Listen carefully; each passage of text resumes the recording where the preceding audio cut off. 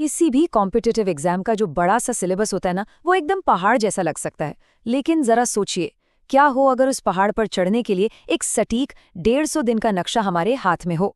तो चलिए आज इसी ब्लूप्रिंट को खोल कर देखते हैं कि ये हमें टॉप तक कैसे पहुंचा सकता है।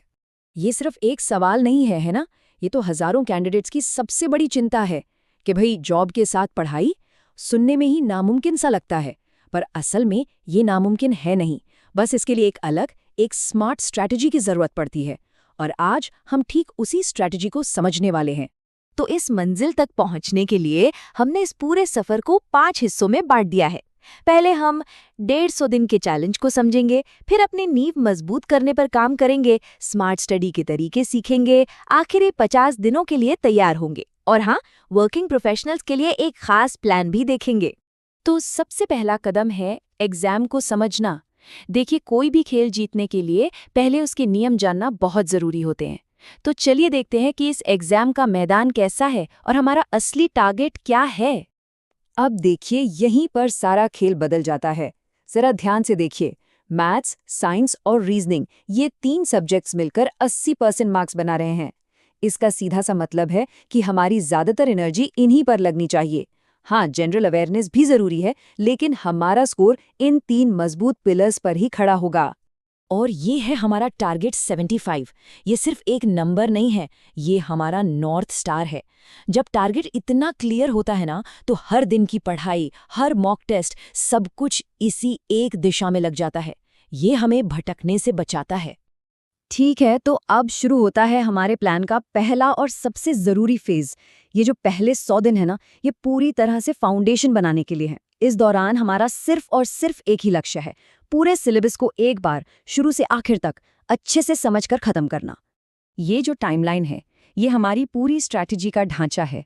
इसे ऐसे समझिए, पहले 100 दिन ज्ञान इकट्ठा करने और अपने हथियार बनाने के लिए हैं, और आखिरी के 50 दिन उन हथियारों को तेज करने, अपनी स्पीड बढ़ाने और असली एग्जाम के लिए जंग की तैयारी करने के लिए हैं।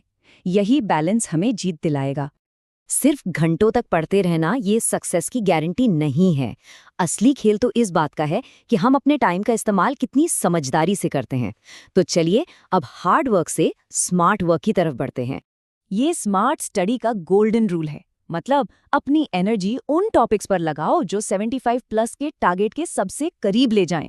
जैसा कि हमने अभी देखा, वो 80% वाले सब्जेक्ट्स ही हमारी सबसे बड़ी प्राथमिकता हैं। इस एक तस्वीर से सब कुछ पानी की तरह साफ हो जाता है। एक तरफ है जनरल अवेयरनेस, एक बहुत बड़ा, कभी ना खत्म होने वाला समंदर, जिसमें से हमें सिर्फ कुछ मछलियां यानी 7 से 8 मार्क्स पकड़ने हैं। और दूसरी तरफ मैथ्स, साइंस और रीजनिंग, एक खजाने का संदूक, जिसका नक्शा मतलब सिलेबस हमारे पास है और जिसमें 80% मार्क्स भरे पड़े हैं। अब बताइए, टाइम कहाँ लगाना चाहिए? तो जनरल अवेयरनेस के उस बड़े से सागर में खो जाने के बजाय हम इन कुछ खास आइलैंड्स पर ही रुकेंगे। ये वो टॉपिक्स हैं जिनसे लगभग हर बार सवाल पूछे ही जाते हैं, क्योंकि ये फाउंडेशनल कॉन्सेप्ट्स हैं। ये कम मेहनत में ज्यादा से ज्यादा मार्क्स लाने का सबसे स्मार्ट तरीका है। मैथ्स कई लोगों के लिए बड़ी चुनौती होती है, लेकिन ये तरीका गेम को बदल देगा। हर एक सवाल सॉल्व करने के बजाय हमारा फोकस पैटर्न पहचानने पर होना चाहिए। जब एक जैसे 10 सवाल दिखें तो उनमें से सिर्फ 2-3 सबसे अलग या मुश्किल वाले सॉल्व करें। इससे टाइम भी बचेगा और कॉन्सेप्ट दिमाग में हमेशा के लिए बैठ जाएगा। रोज 50 सवाल सुनने में शायद ज्यादा ना लगे, लेकिन कंसिस्टेंसी की ताकत को कभी कम मत आकिएगा। 100 दिनों तक ऐसा करने पर 5000 सवाल हल हो चुके होंगे। ये नंबर ना सिर्फ कॉन्फिडेंस बढ़ाएगा, बल्कि एग्जाम में आने वाले किसी भी तरह के सवाल के लिए हमें तैयार कर देगा। अब आता है फेज 2, आखिरी 50 दिनों का स्प्रिंट। पहले 100 दिनों में हमने जो नींव बनाई है ना, अब उस पर स्पीड और एक्यूरेसी की बिल्डिंग खड़ी करेंगे। यही वो फेज है जो एक एवरेज तैयारी को एक टॉपर की तैयारी में बदल देता है। हाँ, टारगेट बड़ा लग सकता है, लेकिन ये पूरी तरह से मुमकिन है। आखिरी 50 दिनों में हमारा फोकस सिर्फ 3 चीजों पर होगा, रिवीजन, रिवीजन और रिवीजन, और साथ में 100 से ज्यादा मॉक टेस्ट्स जो हमें असली एग्जाम के प्रेशर और टाइम मैनेजमेंट के लिए तैयार करेंगे। मॉक टेस्ट में कूदने की कोई जल्दी नहीं करनी है। ये एक मैराथन है, कोई 100 मीटर की रेस नहीं। हम धीरे धीरे शुरू करेंगे। पहले महीने में सिर्फ सीखने पर फोकस, और फिर आहिस्ता आहिस्ता मॉक टेस्ट की संख्या बढ़ाएंगे। ये स्ट्रैटेजी कॉन्फिडेंस बनाती है और शुरू में ही थक जाने से बचाती है। अब बात करते हैं उन सभी की जो एक डबल रोल निभा रहे हैं, जॉब भी कर रहे हैं और पढ़ाई भी। उनके लिए टाइम ही सबसे कीमती चीज़ है और ये स्ट्रैटेजी उसी टाइम का सबसे बेस्ट इस्तेमाल करने के लिए बनी है। ये एक बहुत ही प्रैक्टिकल और टिकाऊ शेड्यूल है।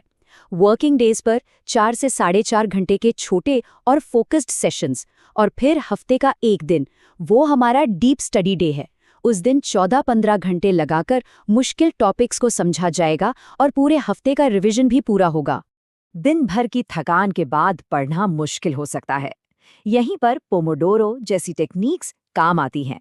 25 मिनट पूरी तरह फोकस करके पढ़ाई, फिर 5 मिनट का एक छोटा सा ब्रेक।